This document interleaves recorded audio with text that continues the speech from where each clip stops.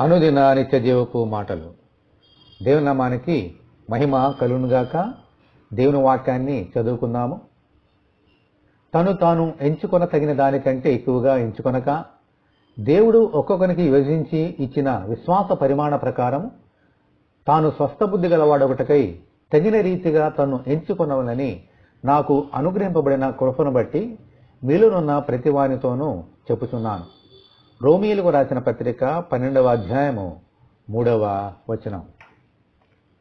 ప్రభు చెప్పిన రీతిగా ప్రతి మనుషుడు తనను తాను తగ్గించుకోవాలి. నెబుకద్నెజరు అనే చక్రవర్తి దేవుని దృష్టికి తనను తాను హెచ్చించుకున్నాడు.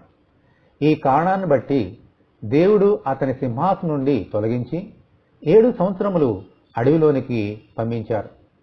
లూసిఫరు అనే దేవదూత తనను తాను దేవుని దృష్టికి హెచ్చించుకోవడాన్ని బట్టి దేవుని చేత పరలోకము నుండి త్రోయబడి సాతానుగా మారాడు.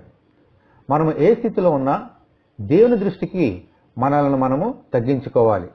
అప్పుడు దేవుడు మనను హెచ్చిస్తారు. మనము చేసే ప్రతి ప్రార్థనలో మన ప్రభువును హెచ్చించాలి. మనలను మనము తగ్గించుకోవాలి. ప్రార్థన చేసుకుందాము.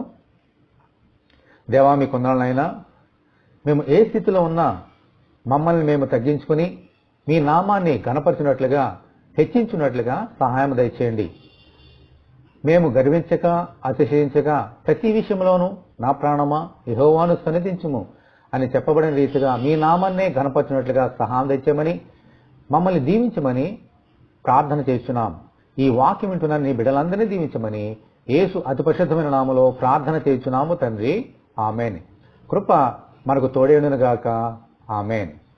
పరిశుద్ధ దేవుని మందిరం.